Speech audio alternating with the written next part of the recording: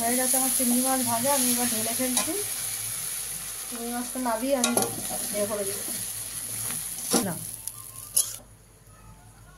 হয়ে গেছে, আমি এবার দিয়ে দিলাম গোটা জিরা ফোড়ন।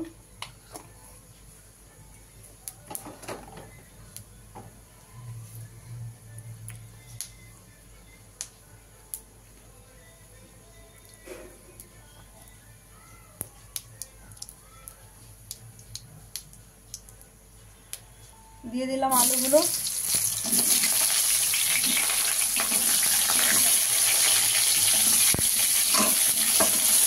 আলুগুলো একটু ভাজা ভাজা হবে, মশলা দেবো। দিয়ে দিলাম মশলাটা, পেঁয়াজ আদা বাটাটা।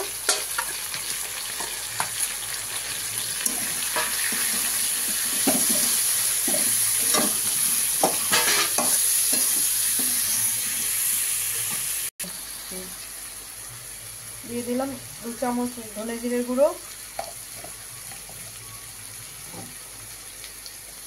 দিয়ে দেবো লঙ্কার গুঁড়ো 2 চামচ।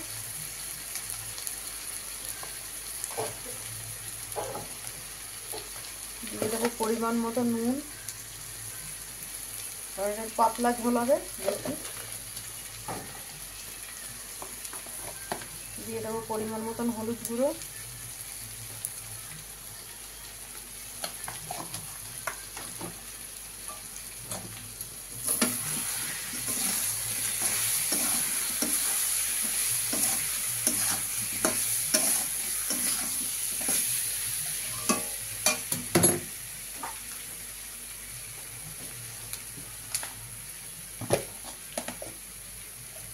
দিয়ে দিলাম পরিমাণ মতন একটু মিষ্টি। এটা একটু ঝোলটা পাতলা, মাছের এই চিংড়ি মাছের ঝোলটা একটু হালকা মিষ্টি মিষ্টি হবে, তবে টেস্ট লাগবে, না হলে টেস্ট লাগে না।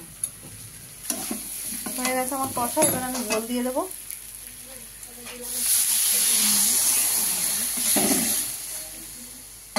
ঝোল দিয়ে দিলাম।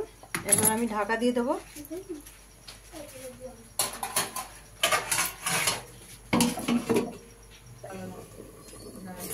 এবার আমি দিয়ে দেবো ঝোল, এই যে মাছগুলো দিয়ে দেবো ঝোলে। ভাজা চিংড়িটা দিয়ে দিলাম।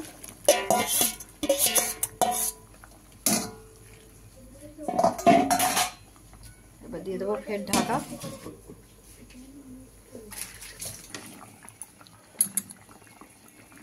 হয়ে গেছে বন্ধুরা আমার তরকারি। এবার আমি নামিয়ে দেবো। এই দেখুন এরকমই ঝোল থাকবে। আর একটুখানি কমিয়ে আমি নামাচ্ছি, বেশি ঝোল হয়ে যাচ্ছে পরিমাণ হিসাবে। হয়ে গেছে বন্ধুরা আমার তরকারি। এবার আমি বন্ধ করে দিচ্ছি গ্যাসটা। দেখুন বন্ধুরা আমি এরকম পাতলা ঝোল করেছি, কিন্তু খেতে দারুণ টেস্ট হয়। আপনাদের ভালো লাগলে আপনারা এরকম করে খেতে পারেন, খেয়ে টেস্ট করে দেখতে পারেন কেমন লাগে। আর নীলিমা কুকিং শোটিকে আপনারা সাবস্ক্রাইব, লাইক, কমেন্ট, শেয়ার করে দেবেন বেশি বেশি করে। আর ফেসবুকের বন্ধুরা আপনারা লাইক, কমেন্ট, শেয়ার বেশি বেশি করে দেবেন।